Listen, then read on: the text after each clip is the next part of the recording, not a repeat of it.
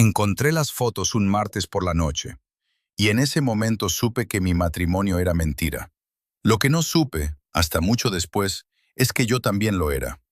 Buscaba unos papeles en la laptop vieja de Valeria cuando apareció una carpeta sin nombre, sin icono, protegida con contraseña.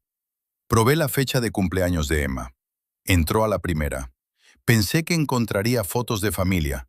Me equivoqué. Mi esposa, una cama de hotel, un hombre abrazándola. Otra foto, y otra. Besos, cenas, pasillos de hotel. Pero algo no encajaba desde el principio, y tardé varios segundos en entender que el cuerpo del hombre era siempre el mismo, solo cambiaba el rostro, y en la última foto, ese rostro era el mío. Me quedé paralizado, no por el horror de verme ahí, sino porque reconocí esa habitación, y yo nunca se la había mencionado a Valeria. Llevábamos 12 años casados, 12 años de cumpleaños recordados, de cenas en familia los domingos, de ese tipo de rutina que confundes con felicidad porque no te duele. 12 años en los que nunca tuve razones para dudar de Valeria, o eso me decía a mí mismo. Vivíamos en un piso amplio en el barrio de Salamanca. Valeria trabajaba como consultora en una firma de recursos humanos. Yo llevaba la contabilidad de 3 empresas medianas desde casa. Teníamos una hija de 16 años que sacaba buenas notas y no daba problemas. Desde fuera, éramos exactamente la familia que todo el mundo quiere tener. Desde dentro, hacía meses que algo se estaba muriendo. No en forma de peleas, no en forma de silencios incómodos ni de portazos. Era algo más sutil, más difícil de nombrar. Valeria seguía ahí, sentada frente a mí en la cena, respondiéndome cuando le hablaba, sonriéndome cuando tocaba, pero a veces la miraba y tenía la sensación de que sus ojos estaban calculando algo, como si me estuviera evaluando sin que yo supiera cuál era la prueba. Al principio lo atribuí al estrés del trabajo, después a la edad de Emma, después a nada, porque es más fácil no nombrar las cosas. Conozco a Valeria desde hace 16 años. Nos conocimos en casa de un amigo común, en una cena que ninguno de los dos quería asistir. Ella llegó tarde con una botella de vino barato y una excusa perfecta, y yo pensé que era la persona más segura de sí misma que había visto en mi vida. Nos casamos 4 años después, en una boda pequeña con 40 personas y lluvia todo el día. 12 años de matrimonio te dan la ilusión de que conoces a alguien del todo. Sus manías, sus miedos nocturnos, la forma en que siempre ordena la nevera por colores, aunque lo niegue. La forma en que sonríe cuando algo le preocupa de verdad, que es exactamente igual que cuando está feliz, y solo lo distingues si llevas suficiente tiempo mirándola. Yo creía que llevaba suficiente tiempo. Me equivocaba. Lo primero que noté, de verdad noté, fue el teléfono. Valeria siempre había sido de las personas que dejan el móvil boca arriba sobre la mesa, sin contraseña, sin drama. Una vez incluso le respondí un mensaje de su madre porque ella tenía las manos ocupadas y me lo pidió ella misma. Pero en algún momento de los últimos 6 meses, eso cambió. El teléfono empezó a estar siempre boca abajo, siempre con contraseña, siempre en el bolsillo cuando estábamos en casa, cosa que antes nunca hacía. Una noche se le cayó al suelo en el salón y lo recogió con una rapidez que no tenía nada que ver con el reflejo normal de alguien que no quiere que se rompa la pantalla. Yo no dije nada. Hay cosas que no dices porque si las dices, se vuelven reales. Después vinieron las noches. Valeria empezó a llegar más tarde. No mucho más tarde, eso habría sido demasiado obvio. 20 minutos, media hora, a veces 1 hora, con una explicación perfectamente razonable. Una reunión que se alargó, un cliente difícil, el metro cortado. Todas las explicaciones eran razonables. Ese era el problema. Eran tan razonables que parecían preparadas. Y yo las aceptaba porque, ¿qué iba a hacer? ¿Acusarla de algo sin tener nada? ¿Convertirme en el marido que interroga a su mujer en la puerta de casa como si fuera un guardia de seguridad? No. Yo ponía la cena, preguntaba cómo le había ido y escuchaba las respuestas razonables. Y por las noches, cuando Valeria ya dormía, me quedaba mirando el techo preguntándome si me estaba volviendo paranoico. Pero había algo más, algo que tardé más tiempo en identificar, porque era más difícil de ver. Valeria empezó a hacer cosas que no tenían explicación inmediata. Cosas pequeñas. Un día encontré una carpeta de documentos en la impresora que ella había olvidado recoger. Extractos bancarios, copias del contrato de la hipoteca, el seguro de vida. Todo organizado. Todo fotocopiado. Le pregunté si estaba haciendo algún trámite. Me dijo que sí, que cosas del trabajo. Y cambió de tema con una naturalidad que me desarmó. 2 semanas después, Emma me comentó de pasada que mamá había tenido una reunión con un señor muy serio en un café cerca del colegio, que lo había visto por la ventana cuando salía de clase. Le pregunté a Valeria esa noche. Me dijo que era un compañero de trabajo. Emma nunca había mencionado que lo conociera. Y entonces estaba Emma. Mi hija es inteligente. Siempre lo ha sido. Pero hay tipos de inteligencia que te enorgullecen y tipos de inteligencia que sin que puedas explicar por qué, te inquietan ligeramente. Emma pertenecía al segundo tipo desde hacía unos meses. No era que hubiera cambiado de forma drástica. Seguía sacando buenas notas. Seguía siendo educada en la mesa. Seguía respondiendo cuando le hablabas. Pero tenía una calma que no era normal para una chica de 16 años. Las adolescentes se enfadan, se frustran, dramatizan. Emma, no. Emma procesaba todo con una serenidad que a veces me hacía sentir que estaba hablando con alguien mucho mayor. Alguien que ya sabía cómo iba a terminar la conversación antes de que empezara. Tenía una libreta negra que llevaba a todas partes. Nunca la dejaba abierta cuando había alguien cerca. Una vez la vi cerrarla con un movimiento tan rápido y natural que casi no lo noté. Casi. Otra noche pasé por delante de su cuarto y escuché algo que me hizo detenerme en el pasillo. Lloraba. No el llanto ruidoso de un adolescente después de una pelea. Era un llanto contenido, casi silencioso, del tipo que alguien hace cuando lleva tiempo practicando no ser escuchado. Me quedé un momento con la mano en el pomo de la puerta. Luego llamé suavemente y abrí. Emma estaba en la cama, de espaldas, inmóvil. Respiración regular, dormida. Pero la almohada, cuando le puse la mano encima para taparla un poco más, estaba húmeda. Cerré la puerta sin hacer ruido y me quedé en el pasillo un buen rato. Dije que era una adolescente, que los adolescentes lloran por cosas que los adultos no entienden. Me lo dije varias veces, como si la repetición le diera más peso a la explicación. Pero no podía quitarme de la cabeza una sola cosa, que cuando abrí la puerta, el llanto se detuvo demasiado rápido, con demasiada precisión, como si supiera exactamente cuánto tiempo necesitaba para quedarse quieta antes de que yo entrara. La pregunta llegó un jueves, en la cena. Estábamos los tres. Valeria había llegado a tiempo esa noche. Había hecho pasta. Todo parecía normal, de esa normalidad forzada que habíamos convertido en costumbre. Emma estaba comiendo sin levantar la vista del plato cuando dijo, como si continuara una conversación que nadie había empezado. «Papá, ¿tú crees que una persona puede merecer lo que le pasa?» Lo dijo sin énfasis, sin carga, como quien pregunta si va a llover mañana. Yo miré a Valeria. Valeria no levantó los ojos del plato. «Depende de lo que le pase», respondí intentando un tono ligero. «¿Lo preguntas por algo en concreto?» Emma no respondió. Siguió comiendo, como si la pregunta no hubiera necesitado respuesta, como si ya la tuviera. Esa noche, cuando me acosté, seguía dándole vueltas. Era una pregunta filosófica normal para una adolescente. Completamente normal. Pero me quedé pensando en cómo lo había dicho, sin mirarnos, sin esperar respuesta, como quien deposita algo sobre la mesa y se va.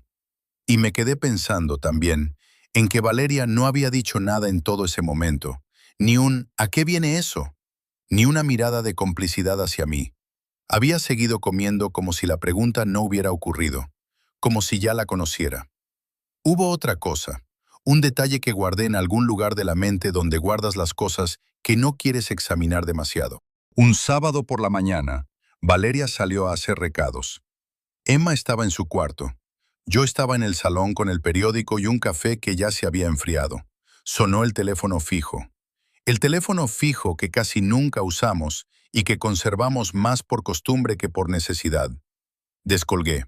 Silencio al otro lado.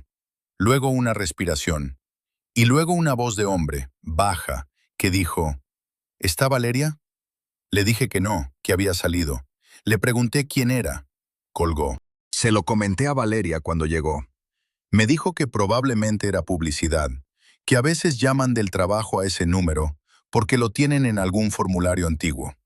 La explicación tenía sentido. Pero durante los días siguientes me descubrí mirando el teléfono fijo cada vez que sonaba, como si esperara que volviera a ser él. No volvió a llamar. O si lo hizo, yo no estaba. La noche que lo encontré todo, Valeria estaba de viaje. Un congreso de 2 días en Valencia. Me lo había dicho con antelación. Me había enseñado el email de confirmación. Me había dejado hecha la cena del primer día en la nevera. Todo perfectamente organizado, como siempre. Emma había quedado a dormir en casa de una amiga. Yo estaba solo, buscando los documentos del IRPF en el cuarto que usamos de despacho. Necesitaba el justificante de una declaración de 3 años atrás y recordaba vagamente haberlo visto en la laptop vieja de Valeria, la que ya no usaba y que guardábamos en el armario. La encendí. Tardó varios minutos en arrancar. Busqué en las carpetas de documentos, encontré la del año que necesitaba. Y entonces, al cerrarla, vi la otra. Sin nombre, sin icono, oculta entre 2 carpetas de sistema con nombres que no significaban nada. No sé por qué la abrí. Podría haber cerrado el ordenador y haberme ido a la cama. Podría haber decidido que no era asunto mío, que la privacidad es la privacidad y los 12 años de matrimonio merecen ese respeto mínimo. Pero la abrí y probé la fecha de cumpleaños de Emma. Entró a la primera. Ya describí lo que encontré. Las fotos, el hombre, los rostros que cambiaban, el mío en el último. Lo que no describí fue lo que hice durante los 20 minutos siguientes. No grité, no tiré nada, no llamé a Valeria. Me quedé sentado frente a la pantalla, pasando las fotos una por una, con una sensación extraña que no era exactamente dolor. Era más parecida al mareo. A esa fracción de segundo cuando pierdes el equilibrio y todavía no sabes si vas a caer. Pensé en los 12 años, en la boda con lluvia, en las mañanas de domingo con café y sin prisa, en las peleas pequeñas que siempre se resolvían antes de la noche, porque ninguno de los dos aguantaba acostarse con algo sin resolver. Pensé en Emma, en cómo la habíamos llevado al hospital con 40 de fiebre cuando tenía 3 años, los dos muertos de miedo, cogidos de la mano en la sala de espera sin decir nada porque no hacía falta. Y pensé, ¿cuándo empieza a pudrirse algo? ¿Hay un momento exacto, una decisión, una noche concreta? ¿O es siempre gradual, invisible, como el agua que entra por una grieta tan pequeña que no la ves hasta que ya tienes el techo hundido? No encontré respuesta. Seguí mirando las fotos. Había algo que no encajaba más allá del horror obvio de las imágenes. Las fechas. Empecé a mirarlas con más atención. Algunas fotos tenían metadatos visibles, marcas de tiempo en la esquina. Y había 3, 4, 5 imágenes fechadas en días que yo recordaba perfectamente. Días en que Valeria y yo habíamos estado juntos. Una cena de aniversario. Un fin de semana en casa de mis padres. El día del cumpleaños de Emma. Imposible. A no ser que las fechas fueran falsas, o que las fotos lo fueran. Pero entonces llegué a la última. Mi rostro, mi mandíbula, mi nariz, los rasgos que llevo toda la vida viendo en el espejo, pegados sobre un cuerpo que no era el mío, en una habitación de hotel que... Me detuve. Miré la habitación, la cabecera de madera oscura, la lámpara de noche con la pantalla beige, la ventana con las cortinas de rayas, el cuadro encima de la cama, ese cuadro abstracto en azul y gris que no recordaba haber visto nunca, pero que al mismo tiempo lo había visto, estaba seguro. No porque Valeria me lo hubiera descrito, no porque hubiera aparecido en ninguna foto que yo conociera, sino porque había algo en esa habitación que me resultaba físicamente familiar. Como cuando escuchas el principio de una canción y sabes que la conoces, aunque no puedas recordar el título ni la letra. Estuve varios minutos intentando ubicarla, intentando construir un recuerdo completo alrededor de esa imagen parcial. No pude, y eso me asustó más que las fotos. Llamé a Valeria a las 11:15 de la noche. Descolgó al tercer tono. Su voz sonaba despierta, no como alguien que acaba de abrir los ojos. «Julián, ¿qué pasa? ¿Está bien, Emma?» «Emma está bien», dije. «Valeria, he abierto tu laptop. He encontrado una carpeta».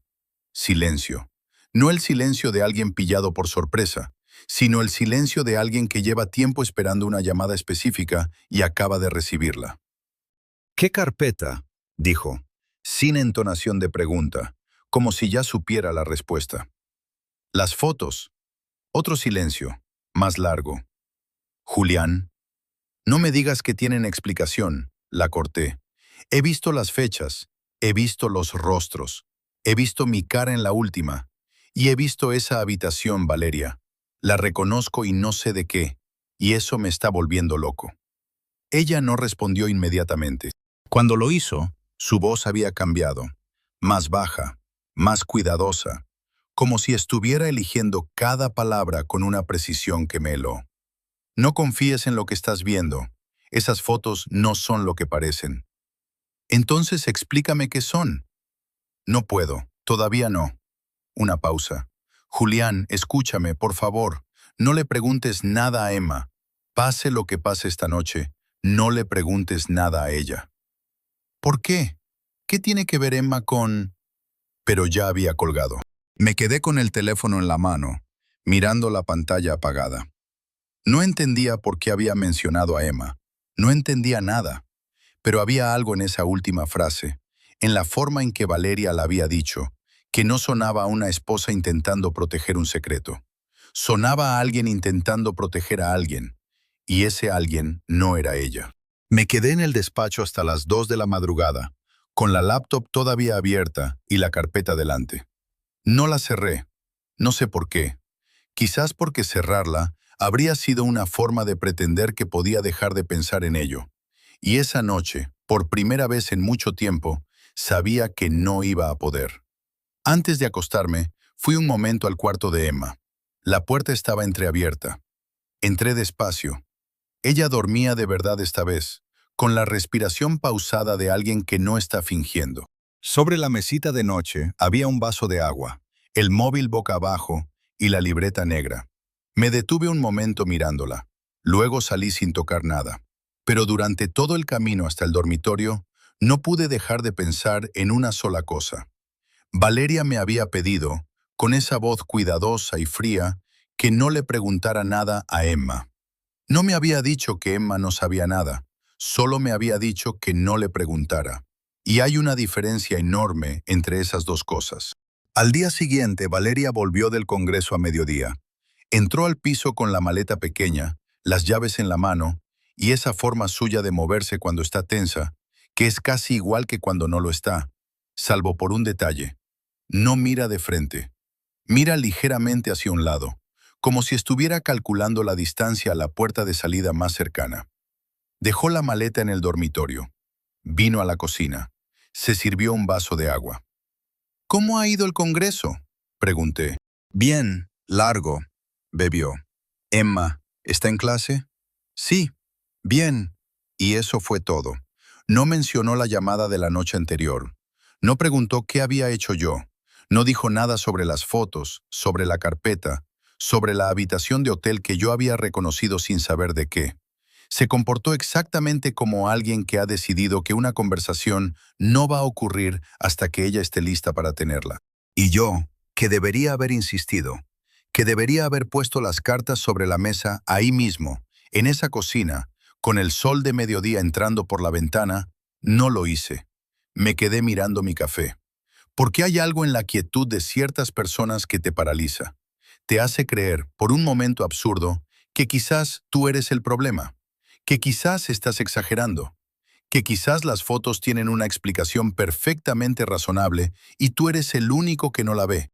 Valeria tenía ese poder. Siempre lo había tenido. Esa tarde, mientras ella descansaba en el dormitorio, abrí el ordenador y empecé a buscar.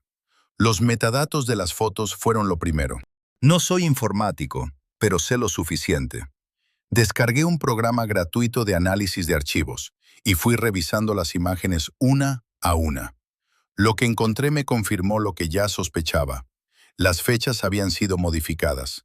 Los archivos originales eran más recientes, de los últimos 8 meses, pero alguien les había cambiado los metadatos para hacerlos parecer más antiguos. Y algo más. Las capas de edición eran visibles si sabías dónde mirar. Las imágenes del rostro habían sido insertadas con una precisión técnica considerable. No era un aficionado, era alguien que sabía lo que estaba haciendo. Alguien con acceso a software profesional y, lo más importante, con acceso a fotografías de alta resolución de los rostros de cada persona, incluyendo el mío. Me quedé pensando en eso un momento. ¿De dónde habían sacado fotos de mi rostro con suficiente resolución para eso? Las redes sociales, quizás. O fotos que Valeria tuviera guardadas. O alguien que me hubiera fotografiado sin que yo lo supiera. Ninguna de las 3 opciones me gustaba. Pasé 3 horas delante del ordenador ese día. Revisé cada imagen 2 veces. Anoté fechas, inconsistencias, detalles. Al final tenía 4 páginas de notas escritas a mano, como si el hecho de escribirlo físicamente le diera más solidez a algo que todavía se sentía como niebla. Una persona había fabricado esas fotos con un propósito concreto, y mi esposa le había pagado por hacerlo. Lo que no conseguía entender era para qué. Luego encontré las transferencias. No fue difícil. Valeria y yo compartíamos cuenta corriente para los gastos del hogar, pero ella tenía también una cuenta personal a su nombre. Yo nunca la revisaba porque nunca había tenido razones para hacerlo. Pero ella había dejado sesión abierta en el ordenador doméstico, el que usamos los dos, y los extractos estaban ahí. Pagos regulares durante los últimos 7 meses, siempre el mismo importe, siempre al mismo destinatario. Daniel Rivas. Busqué el nombre. Fotógrafo freelance. 38 años. Tenía web, portfolio, perfil en LinkedIn. Trabajo comercial, principalmente publicidad y moda. Nada llamativo. Nada que explicara por qué mi esposa le había estado pagando cantidades considerables durante medio año. Apunté la dirección que aparecía en su perfil profesional. Al día siguiente fui a buscarle. El edificio era un bloque de los años 70 en Lavapiés, con el portal sin código y el ascensor fuera de servicio. Subí al cuarto a pie. Llamé al timbre del apartamento 4C.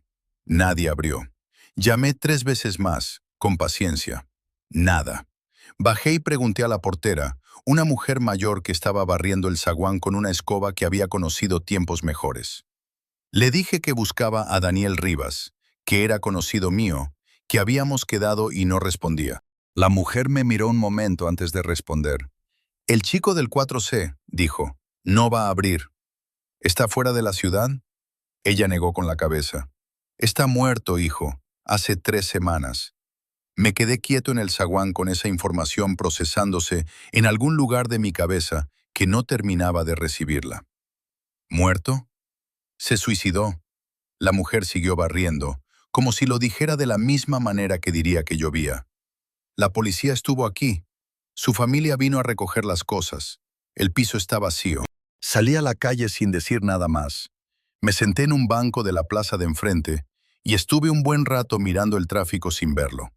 Daniel Rivas estaba muerto. La persona a quien Valeria había estado pagando durante 7 meses. La persona que, casi con certeza, había fabricado esas fotos. Muerto. 3 semanas antes de que yo encontrara la carpeta. Suicidio, decía la portera. Pero había algo en ese dato que no encajaba todavía, y tardé unos minutos en identificarlo. Busqué en el móvil noticias sobre su muerte. Encontré una nota breve en un periódico local. Muerte por causas no naturales, investigación abierta, posteriormente archivada como suicidio. Sin nota, sin carta. Y según un comentario en su perfil de LinkedIn, de alguien que decía ser colega suyo, el ordenador del estudio había sido borrado completamente 48 horas antes de su muerte. Nadie se suicida y borra el ordenador antes. O sí, pero entonces no lo llaman suicidio, lo llaman otra cosa. Me quedé en ese banco 40 minutos. Vi pasar a una madre con un carrito, a un hombre paseando un perro que no quería caminar, a 2 adolescentes riendo de algo que no podía escuchar. Pensé en Valeria pagando a Daniel mes a mes durante 7 meses. Pensé en Daniel muerto sin dejar nota. Pensé en las fotos con mi cara. Y pensé en algo que hasta ese momento no me había preguntado. ¿Por qué la carpeta estaba en la laptop vieja de Valeria, en el armario, en un ordenador que nadie usaba? Si alguien quería que yo encontrara esas fotos, había maneras mucho más sencillas de asegurarse. Y si no quería que las encontrara, habría bastado con borrarlas. A no ser que el punto no fuera que yo las encontrara o no. A no ser que el punto fuera que las encontrara en el momento exacto. Volví a casa con una sola certeza. Daniel Rivas sabía algo que alguien no quería que siguiera sabiendo. Y ahora estaba muerto. Y yo estaba buscando respuestas en el sitio equivocado. Esa noche no dormí. Me quedé en el despacho con los folios llenos de apuntes, los extractos bancarios en pantalla y la cabeza trabajando a una velocidad que no podía controlar. Intentaba construir una línea coherente con lo que sabía. Valeria contrata a Daniel para fabricar las fotos. ¿Para qué? ¿Para hacerme creer que ella tenía un amante? ¿Qué sentido tenía eso? ¿O era al revés? ¿Daniel la estaba chantajeando? ¿Las fotos eran la amenaza que él usaba contra ella? Pero entonces, ¿por qué había fotos con mi rostro? Cuanto más pensaba, menos coherencia encontraba. Era como intentar montar un puzzle con piezas de 2 cajas distintas. Y fue entonces cuando empecé a notar los flashbacks. No los llamaría así al principio, los llamaría imágenes, flashes, cosas que aparecían en un segundo y desaparecían antes de que pudiera agarrarlas. Lluvia. Una carretera mojada de noche, con los faros de un coche iluminando la curva. Un sonido de frenos que no llegan a tiempo. El impacto sordo de algo pesado contra algo más duro. Y un grito, de mujer. Aparecía en los momentos más impredecibles, lavándome los dientes, en mitad de una frase. Una vez, conduciendo por la M30, tan vívido que tuve que aparcar en el arcén y esperar a que se me pasara el temblor de las manos. Intenté ubicarlo. Intenté encontrarle un origen concreto. Una película que hubiera visto, un sueño recurrente que no recordaba haber tenido. La primera vez lo descarté. Rápido. Estrés, falta de sueño, la tensión acumulada de los últimos días. El cerebro hace cosas raras cuando está bajo presión. Lo sabe cualquiera. Pero siguió volviendo. Y cada vez que volvía, era un poco más nítido, un poco más cercano, como si alguien estuviera subiendo el volumen de algo que había estado sonando en murmullos durante 15 años. Intenté hablar de ello con Valeria, indirectamente. Una noche le pregunté si recordaba que yo hubiera tenido algún accidente de coche antes de que nos conociéramos.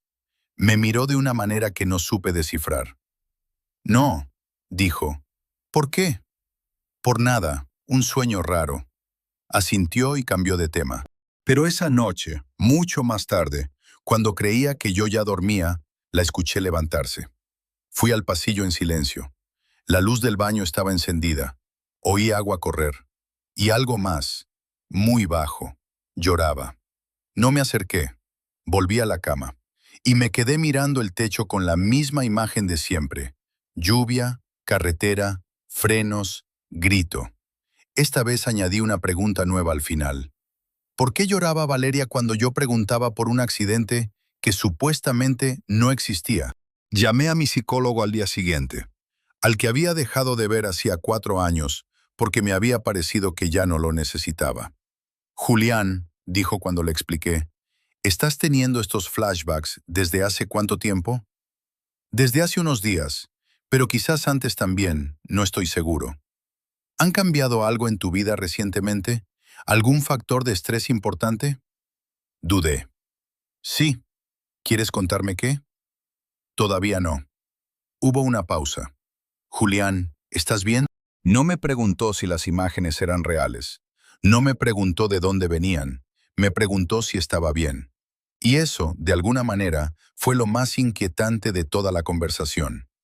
Emma dejó el libro en la mesa un miércoles por la mañana. Yo estaba desayunando solo. Valeria había salido temprano. Emma bajó, dejó el libro sobre el mantel sin decir nada, se sirvió zumo y se sentó frente a mí. El libro era una edición de bolsillo bastante gastada. No reconocí el título. Una página estaba doblada en la esquina. Lo abrí por esa página. Una sola frase subrayada con rotulador rojo. El olvido no borra la culpa, solo cambia de forma. Levanté la vista hacia Emma. ¿Has dejado tú esto aquí? Ella me sostuvo la mirada, completamente tranquila. Lo encontré por ahí. Sonrió levemente. No una sonrisa de burla, tampoco de inocencia. Era algo intermedio que no supe cómo leer. Se terminó el zumo, recogió la mochila y se fue al colegio. Yo me quedé con el libro en las manos. El olvido no borra la culpa. Releí la frase 3 veces. La cuarta vez, cerré el libro y lo dejé sobre la mesa. Luego lo abrí otra vez. Luego lo cerré. Luego lo tiré a la basura y pasé toda la mañana pensando en él. Esa tarde, mientras Valeria estaba en el supermercado y Emma en clase, entré al cuarto de mi hija. Quiero ser honesto sobre esto. No lo hice de forma impulsiva. Lo había estado pensando desde hacía días. Y lo hice igualmente sabiendo que si Emma lo descubría, no habría forma de justificarlo. Que hay líneas que cuando las cruzas, ya no puedes volver al lado de antes. Las crucé. Su escritorio era meticuloso. Emma siempre había sido ordenada, cosa que no había heredado de ninguno de los dos. Todo en su sitio. Libros por tamaño, bolígrafos en un bote. La libreta negra encima de todo, cerrada. No la abrí. Casi, pero no. Fui al cajón inferior del escritorio. Estaba cerrado con llave, algo que nunca había notado antes. La llave no estaba a la vista. Busqué en el cajón de arriba, debajo de los cuadernos, en el joyero pequeño que tenía sobre la estantería. La encontré detrás de un libro de matemáticas de tercero de la ESO. Abrí el cajón. Dentro había una caja de zapatos cerrada con una goma elástica. La abrí sobre el escritorio con una lentitud que no tenía ninguna razón de ser, como si una parte de mí supiera ya lo que iba a encontrar y estuviera dándose tiempo para prepararse. No sirvió de nada. La primera cosa que vi fue una fotografía en blanco y negro, impresa en papel normal, de una mujer que no conocía. Joven, quizás 30 años, pelo oscuro, liso, sonriendo a cámara con la expresión de alguien que no sabe que está siendo fotografiado. Debajo, un recorte de periódico. Lo supe antes de leer el titular. Mujer fallece tras accidente de tráfico en la A6. La conductora perdió el control del vehículo en condiciones de lluvia intensa. No hubo otros implicados. La fecha era de hace 15 años. El nombre de la mujer era Laura Mendoza. La cara de la fotografía era la misma cara del recorte. Seguí mirando dentro de la caja. Había un sobre manila con el logo de un laboratorio de análisis clínicos. Lo abrí. Un informe de filiación genética. 2 nombres en la cabecera. Emma Rivas, Laura Mendoza. Compatibilidad. Materno-filial confirmada. El apellido me golpeó de una forma extraña. Rivas. El mismo apellido que Daniel Rivas, el fotógrafo muerto. Lo entendí después. Laura había registrado a la niña con el apellido de Daniel, su pareja en aquel entonces, antes del accidente, antes de todo. No había ningún tercer nombre. No había ningún padre registrado. Solo esos 2 nombres y el porcentaje de compatibilidad genética impreso en tinta azul sobre papel blanco. Y debajo de todo, en el fondo de la caja, una hoja de papel doblada en 4. A mano, letra pequeña, apretada, de alguien que escribe cuando está controlando mucho lo que siente. La desplegué. 4 palabras. Tú sabías quién era. Y debajo, en una línea separada, elegiste olvidar. Me senté en la silla de Emma con la hoja en la mano y estuve así no sé cuánto tiempo. Mi cabeza intentaba construir algo coherente con lo que tenía delante y no podía. Laura Mendoza, muerta hace 15 años, madre biológica de Emma, según ese análisis. Pero Emma es hija de Valeria. Eso era lo que yo creía. Valeria me dijo que había dado a luz en una clínica privada, mientras yo estaba fuera por trabajo. Cuando volví, Emma ya estaba en casa, pequeña, envuelta en una manta azul. Nunca pregunté nada más. No tuve razones para hacerlo. O eso me dije. ¿O no? Empecé a revisar los recuerdos con una atención que nunca les había prestado. el embarazo de Valeria, los meses previos, las ecografías, y de pronto me di cuenta de algo que nunca había cuestionado, porque nunca había tenido razones para cuestionarlo. Valeria y yo habíamos pasado por una crisis seria ese año.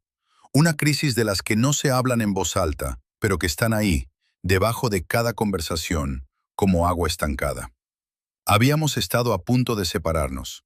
Hubo meses en que dormíamos en la misma cama sin tocarnos. Y después, de golpe, Valeria estaba embarazada. Y yo había asumido, sin preguntarlo, sin cuestionarlo, que el bebé era mío. Porque ¿quién cuestiona eso? ¿Quién, en su sano juicio, le pide una prueba de paternidad a su propia esposa? Yo no lo hice. Ahora tenía en las manos un análisis genético que no mencionaba mi nombre. Pero había algo peor que eso. Había una nota que decía, «Tú sabías quién era». ¿Qué sabía yo? ¿Quién era Laura Mendoza para mí? Intenté recordar. Y entonces volvió la imagen. Lluvia, carretera, frenos, grito. Esta vez no la aparté.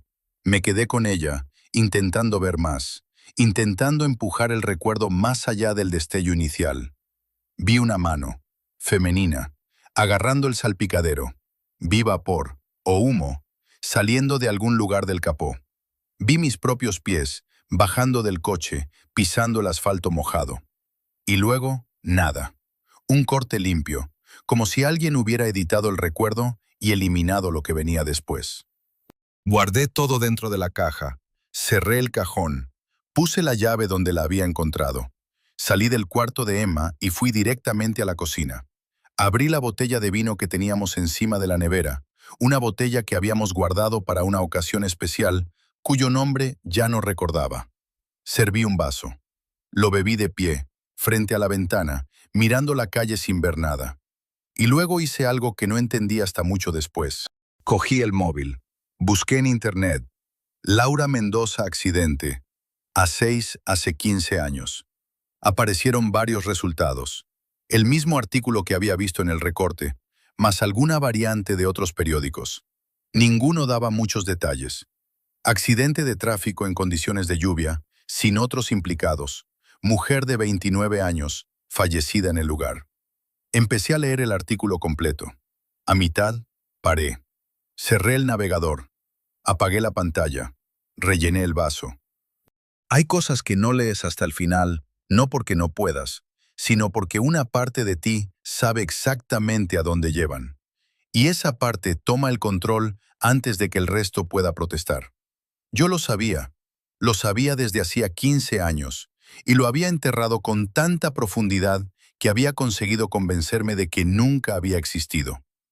Valeria llegó con las bolsas del supermercado a las 7:15. Entró a la cocina, me vio con el vaso de vino en la mano, vio la botella abierta encima de la nevera, y durante un segundo, solo un segundo, algo cruzó su cara. No era sorpresa, era reconocimiento, como si llevara tiempo esperando verme exactamente así.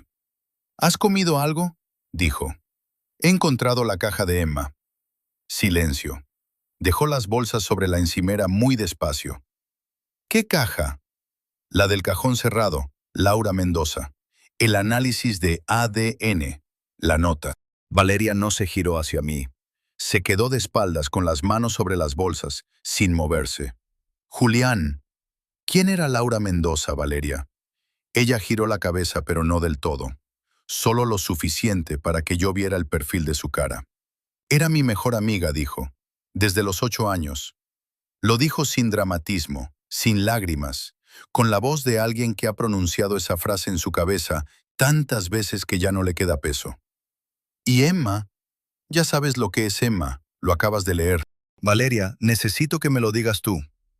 Entonces sí se giró. Me miró directamente, con esa forma suya de evaluar que siempre me había desarmado, y dijo, Emma es la hija de Laura. La traje a casa porque era lo correcto, porque no tenía a nadie más, y porque alguien tenía que hacer lo correcto. Hizo una pausa, muy breve. Ya que tú no podías. No dijo nada más. Empezó a guardar las cosas del supermercado. Y yo me quedé con el vaso en la mano, con esa última frase clavada en algún lugar del pecho. sin saber todavía exactamente lo que significaba, pero con la certeza, fría y pesada como una piedra, de que estaba a punto de saberlo. Esa noche no cerré la carpeta. La dejé abierta en la pantalla y me fui a la cama con la luz del monitor iluminando el pasillo, como si apagar el ordenador fuera una forma de rendirse a algo que todavía no quería nombrar. Clara llegó a mi puerta un jueves por la mañana sin avisar. La conocía desde hacía años. Era la mejor amiga de Valeria desde la universidad, la madrina de Emma, la persona que siempre aparecía en las cenas de Navidad con una botella de cava y demasiadas opiniones sobre todo. Siempre me había caído bien. Siempre me había parecido directa, sin capas. Cuando abrí la puerta y la vi, supe que algo había cambiado. No era la ropa ni el pelo, era la cara.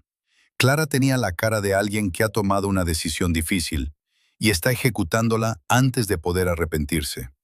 «Necesito hablar contigo», dijo. «Valeria no sabe que estoy aquí». La dejé pasar. Valeria no estaba en casa. Se había ido temprano, sin decirme a dónde. Su maleta pequeña había desaparecido del armario. Lo noté, pero no lo procesé hasta más tarde. Se sentó en el sofá con las manos en el regazo, y durante un momento no dijo nada. Miraba la mesa como si estuviera ordenando las palabras en el orden correcto. Luego levantó la vista. «¿Cuánto sabes ya?» «Sé que Emma no es hija biológica de Valeria», dije. «Que su madre se llamaba Laura Mendoza y murió en un accidente hace 15 años. Que Valeria estuvo pagando a un fotógrafo llamado Daniel Rivas, que ahora está muerto». Hice una pausa. «Y que hay algo que tiene que ver conmigo directamente. Algo que todavía nadie me ha dicho con todas las palabras». Clara asintió, despacio. «Laura no era una desconocida para ti, Julián». «Lo imagino». «Era tu amante», lo dijo sin rodeos. «Estuvisteis juntos casi un año. La conociste a través de Valeria. Era su mejor amiga desde los 8 años. Tú la conociste en una cena, cuando ya llevabais 2 años casados». El salón se quedó en silencio. Lo sabía. Lo sabía desde la caja, desde los flashbacks, desde la forma en que Valeria pronunció «ya que tú no podías» la noche anterior, como si llevara años ensayando esa frase para el momento exacto. Saberlo de antemano no lo hizo más fácil de escuchar. «Laura se quedó embarazada», continuó Clara. «Y tú le pediste que abortara. Ella no quiso». «Clara, déjame terminar», lo dijo con una calma que no admitía interrupción. Seguí callado. «Una noche, hace 15 años, hubo una pelea entre los dos. Habías bebido. Ella también, pero menos. Estabais en su coche, en una carretera de la sierra, de madrugada. El coche se fue por la curva». Pausa breve. «Tú sobreviviste sin heridas graves. Ella quedó atrapada. Seguía con vida cuando saliste del vehículo». Me miró directamente. «Y tú te fuiste, Julián. Caminaste hasta la carretera principal. Paraste un coche. Dijiste que habías tenido un accidente solo. Y te fuiste». El silencio que vino después fue distinto a todos los silencios de esa semana. Era sólido, sin aire, como estar dentro de algo que se ha cerrado para siempre. «Laura murió 3 horas después», dijo Clara. «Sola, en el coche, en la cuneta. No sé cuánto tiempo estuve sin decir nada». Clara no intentó llenar el silencio. Se quedó sentada, dejando que el peso de cada palabra encontrara su sitio. Como alguien que ha cargado con algo ajeno demasiado tiempo y por fin lo deposita donde siempre debió estar. Yo no podía mirarla. Miraba el suelo. Miraba mis propias manos apoyadas en las rodillas como si fueran de otra persona. Como si el cuerpo que las sostenía no me perteneciera del todo. Hay un tipo de dolor que no empieza como dolor. Empieza como claridad.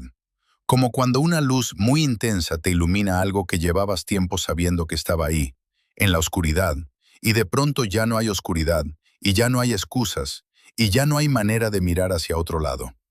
Yo lo sabía, no todo, no los detalles, no los nombres, no la secuencia completa de los hechos, pero lo sabía en el lugar donde guardas las cosas que decides no examinar.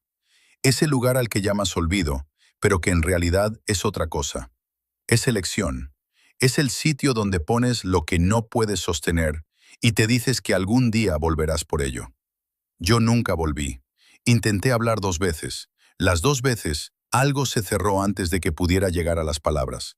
La tercera vez lo conseguí. ¿Cómo lo sabe Valeria? Encontró el diario de Laura. 2 años después del accidente, cuando la familia de Laura vaciaba el piso. Se lo dieron a ella porque era su mejor amiga. Pensaron que querría guardarlo. ¿Y lo leyó? Sí. ¿Y no fue a la policía? Clara tardó un momento en responder. No. Una pausa. Porque para entonces ya estaba embarazada, o eso creía todo el mundo. Levanté la vista. Emma. Valeria no podía tener hijos. Llevabais meses intentándolo. Cuando leyó el diario de Laura, supo que existía un bebé que no iba a tener madre, y que el padre de ese bebé eras tú. Clara apretó los labios. Fue a buscar a la familia de Laura. Les dijo que quería hacerse cargo de la niña. No les explicó por qué. No había manera de explicarlo sin destruirlo todo. Me quedé mirando el suelo. 12 años. 12 años de cenas, de domingos, de cumpleaños, de la mano de Valeria en la sala de urgencias cuando Emma tenía fiebre. 12 años de una mujer que sabía exactamente quién era yo, que sabía lo que había hecho en una carretera mojada de la sierra, una noche que yo había conseguido volver casi irreal con el paso del tiempo, y que eligió, cada mañana, sentarse frente a mí en el desayuno. Pensé en todas las veces que la había visto mirarme con esa expresión que yo leía como evaluación y que ahora entendía que era otra cosa. No era evaluación.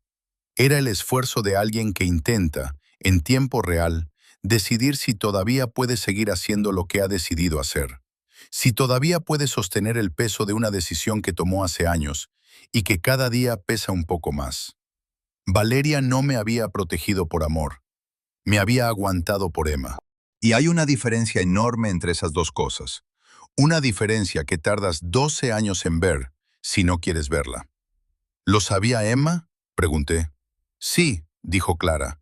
Desde hace 4 años. Ahí estaba el error que había cometido durante toda esa semana. Había estado mirando hacia afuera, hacia Valeria, hacia Daniel, hacia las fotos, hacia las transferencias bancarias, construyendo teorías, buscando al culpable en algún lugar exterior a mí mismo. Y el centro de todo era una chica de 16 años que desayunaba frente a mí cada mañana. ¿Cómo lo descubrió? Pregunté. Encontró la caja que Valeria guardaba, fotos de Laura, documentos, el análisis de ADN que Valeria había mandado hacer en privado cuando Emma tenía 2 años. Valeria siempre tuvo intención de contárselo. Esperaba el momento correcto. El momento nunca llegó.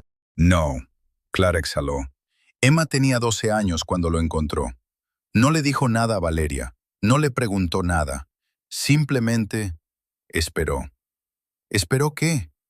A ser mayor, a poder hacer algo con ello. Me levanté del sofá. No podía seguir sentado. Fui hasta la ventana y me quedé mirando la calle con las manos apoyadas en el marco, sintiendo el frío del cristal sin llegar a tocarlo. Daniel Rivas, dije. ¿Quién era? El novio de Laura. Estuvieron juntos hasta el año anterior al accidente. Era el único que conocía la historia completa. Guardó los documentos, las fotos, todo lo que tenía de esa época. Clara hizo una pausa. Emma lo encontró. No sé exactamente cómo, pero lo encontró. Y le propuso un trato. Me giré. ¿Qué clase de trato? Pagarle para que fabricara las fotos. Para que construyera una historia que te hiciera verte a ti mismo en cada traición. Que sintieras, imagen a imagen, lo que se siente cuando alguien te mira y decide que no existes. El aire en la habitación se volvió más denso. Emma usó su propio dinero, continuó Clara. El fondo universitario que habíais ahorrado para ella. Años de ahorro, lo usó todo. No dije nada. Cuando el trabajo estuvo hecho, Daniel quiso más. Amenazó con ir a la policía, con hacer pública toda la historia. Le daba igual ya. Tenía los documentos originales sobre el accidente, sabía lo que tú habías hecho aquella noche, y quería dinero o quería destruirte. Tragué saliva. ¿Qué hizo Emma? Clara me miró sin apartar los ojos. Fue a su apartamento, sola. El silencio que siguió fue el más largo de todos. No hubo suicidio, Dije. No era una pregunta. No. Escuché pasos en la escalera, voces fuera, luego el timbre. Abrí la puerta y había 2 agentes de policía en el rellano. Me mostraron una placa con esa eficiencia tranquila que tiene quien hace esto muchas veces al día. Preguntaron si Emma vivía en esa dirección. Dijeron que necesitaban hablar con ella. Dijeron que habían encontrado algo en el teléfono de Daniel Rivas, recuperado antes de que el borrado fuera completo. Un archivo de audio. La voz de Emma. Subí las escaleras con los agentes detrás. Llamé a la puerta de su cuarto. Emma abrió antes de que yo terminara de llamar, como si lo estuviera esperando.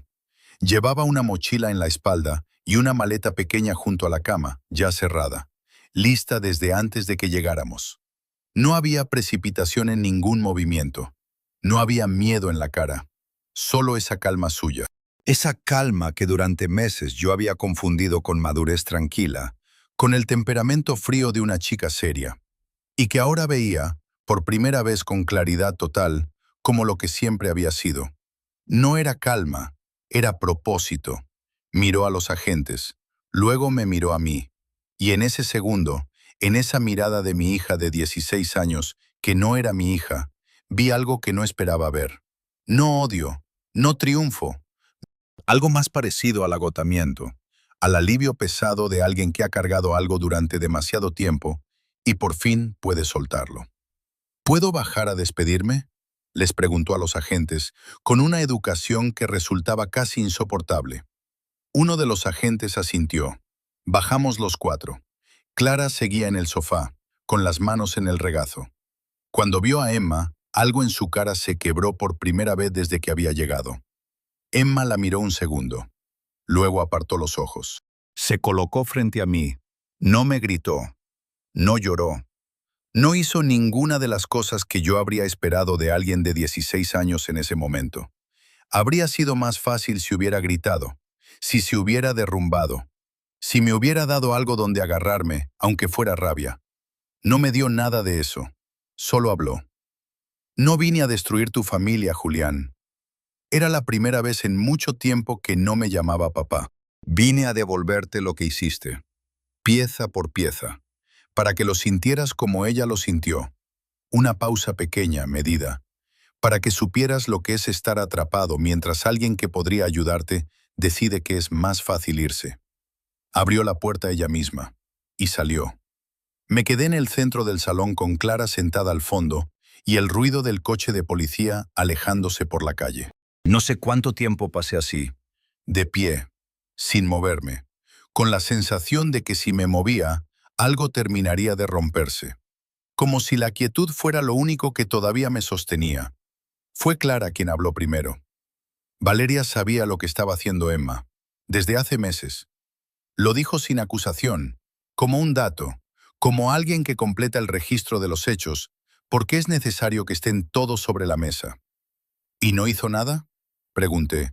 No, Clara recogió su bolso. Porque Valeria también quería que supieras, solo que ella no podía ser la que te lo dijera. Llevaba 12 años sin poder. Se levantó.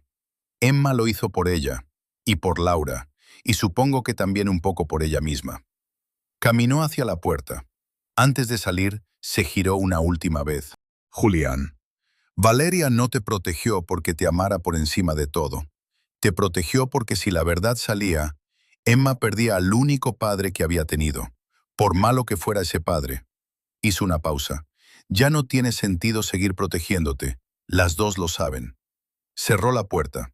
Me senté en el suelo, no en el sofá, en el suelo, con la espalda apoyada en el mueble del salón y las rodillas dobladas, como alguien que de pronto ya no recuerda cómo funciona el peso del propio cuerpo. Estuve así un tiempo que no pude medir.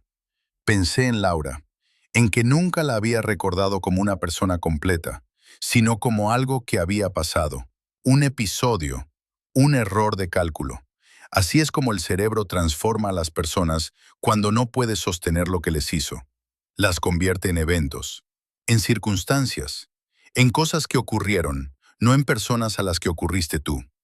Pensé en una mujer de 29 años atrapada en un coche en una cuneta, en la sierra, con lluvia, de madrugada.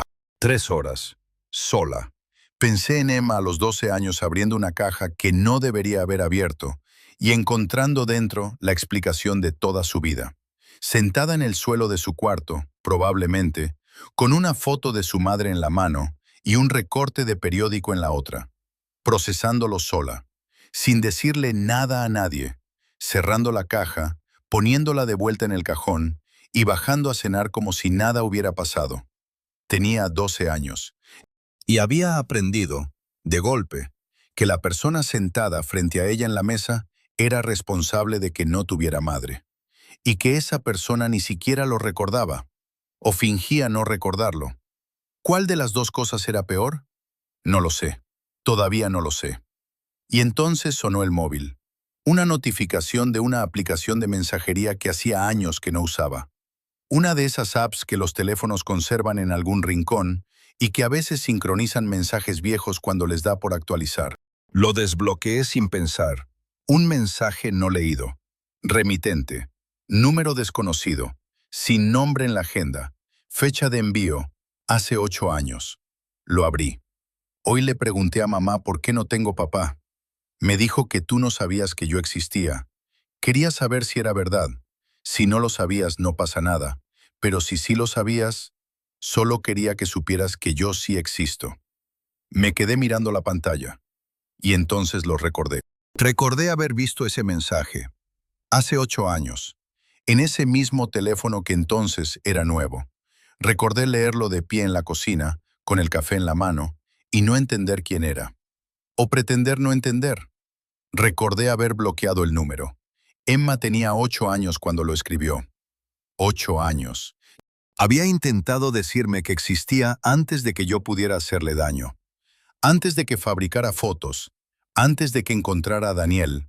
Antes de que planeara nada. Cuando todavía era solo una niña que quería saber si su padre sabía que estaba viva. Y yo la había bloqueado. Sin responder. Sin preguntarme quién era. Dejé el teléfono sobre el suelo. Las fotos falsas estaban en la laptop, en el cuarto del fondo. Las fotos que me habían partido en dos durante días. Las que me habían hecho creer que mi esposa me traicionaba, que alguien me estaba manipulando, que yo era la víctima de algo que no comprendía. Ahora las comprendía. No eran una trampa para destruirme, eran un espejo. Emma no me había mostrado lo que Valeria hizo. Me había mostrado lo que yo era capaz de hacer, lo que ya había hecho.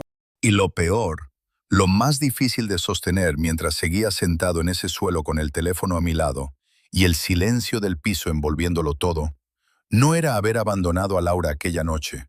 No era haber vivido 12 años sin recordarlo. Era saber que una niña de 8 años me había dado la oportunidad de saberlo y que yo había elegido no tomarla.